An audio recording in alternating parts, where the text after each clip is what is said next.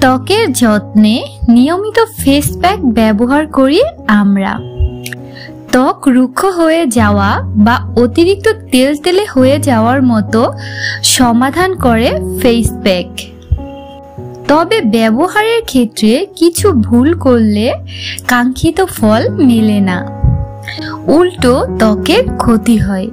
তাহলে চলুন শুরু করা যাক স্কিন কেয়ার টিপসের আজকের ভিডিও। নাম্বার 1, একজনের ক্ষেত্রে দারুণ উপকারী ফেস প্যাক আপনার জন্য ভালো নাও হতে পারে।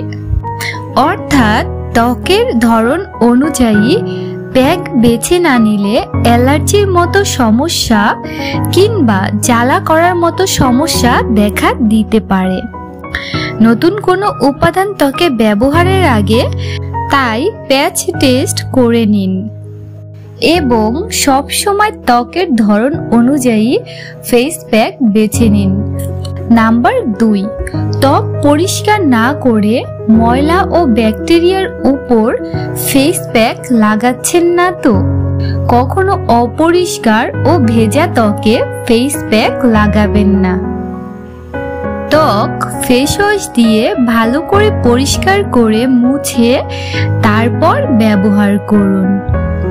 নাম্বার 3, 2 থেকে 3টির বেশি উপাদান একটি প্যাকে মেশাবেন না। মুখের ত্বকে লাগানোর আগে হাতের ত্বকে সামান্য লাগিয়ে দেখবেন কোনো উপাদানে অ্যালার্জির সমস্যা দিচ্ছে নাকি।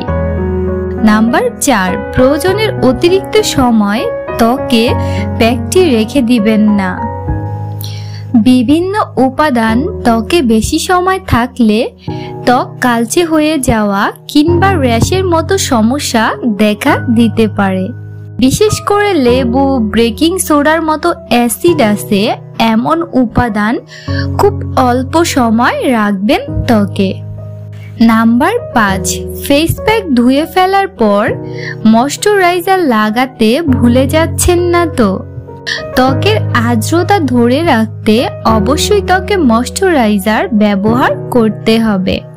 তাহলে ভিউয়ার্স, ফেস প্যাক লাগিয়ে আপনার ত্বকের কাঙ্ক্ষিত ফল পেতে ভিডিওতে দেখানো ভুলগুলো কখনোই করবেন না। আমাকে অবশ্যই কমেন্টস করে জানাবেন কেমন রেজাল্ট পেলেন।